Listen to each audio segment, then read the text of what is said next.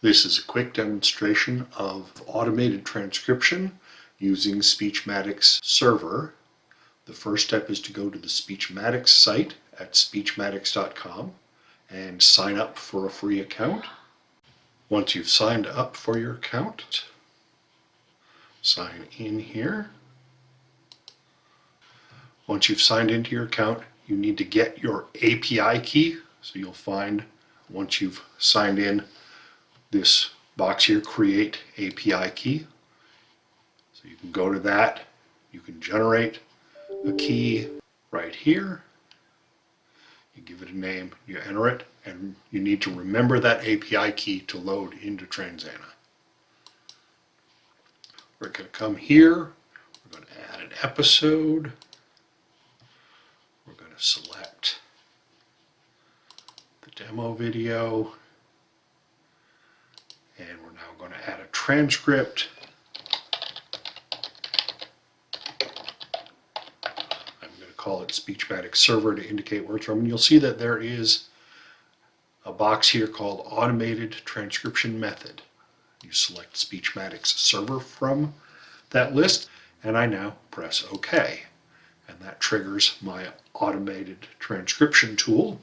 The first page gives you a confidentiality notice. It warns you not to send data to the server unless you have IRB approval, if your data requires that. So you can accept those terms. Transana then needs to perform audio extraction on the file because we're just sending the audio to the Speechmatics server, not the video, to speed things up. You now select the language that your media file is in. If it's in English, you have some options about whether you want Australian, British, or US English for the output. You can select standard or enhanced accuracy.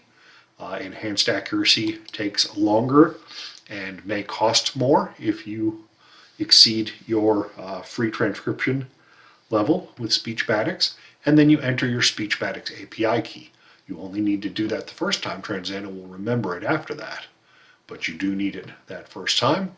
Once that's all in place, you'll be able to press next, and Transana will perform the automated transcription. It takes a few seconds for it to get started as it's making its connection to the server, but you can see now that there is a progress bar indicating that the automated transcription process is moving ahead and giving you an indication of about how long it will take. This is a fairly short file, so it doesn't take that long. And when we're finished, we get our automated transcription.